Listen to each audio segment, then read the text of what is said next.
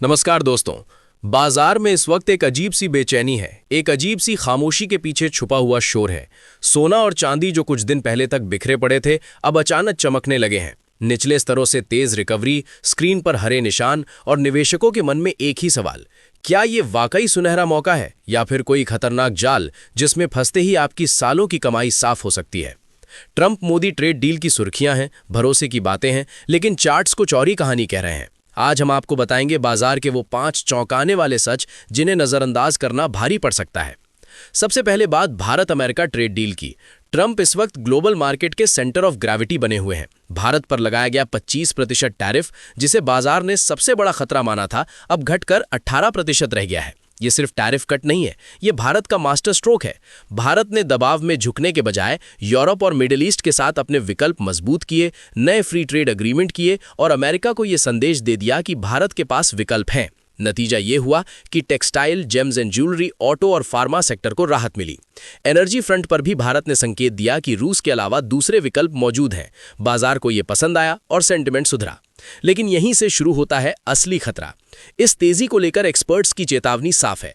अजय केडिया जैसे दिग्गज इसे कहते हैं डेड कैट बाउंस, यानी बड़ी गिरावट के बाद आने वाला एक अस्थायी उछाल। इतिहास गवाह है, 1976 में सोना आसमान पर गया, फिर 42% गिरा, उसके बाद जोरदार उछाल आया और फिर 60% की तबाही। 2011 में भी वही कहानी दोहराई गई। आज भी संकेत कुछ ऐसे ही हैं। अंतर्राष्ट्रीय बाजार में सोना $5600 के शिखर से गिर चुका है और अब $5100 तक उछल सकता है, लेकिन असली मजबूत आधार $3600 के आसपास बनता दिख रहा है।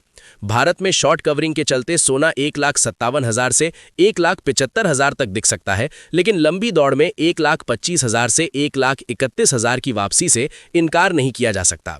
चांदी भी 2,85,000 तक उछल सकती है, लेकिन असली संतुलन 2 लाख से नीचे ही बनेगा। तीसरा बड़ा सच ये है कि इस वक्त बाजार में नई खरीदारी नहीं है। जो तेजी आप देख रहे हैं वो सिर्फ शॉर्ट कवरिंग है। सोने में करीब 25% और चांदी में 65% तक का भारी मार्जिन लगा हुआ है। जब तक मार्जिन कम नहीं होंगे तब तक नया पैसा डेरिवेटिव्स में नहीं आएगा और बिना नए पैसे के कोई भी तेज उछाल टिकता नहीं है। यही वजह है कि ये तेजी जितनी तेज दिख रही है उतनी ही नाजुक भी है। चौथा सच ट्रंप फैक्टर से जुड़ा हुआ है।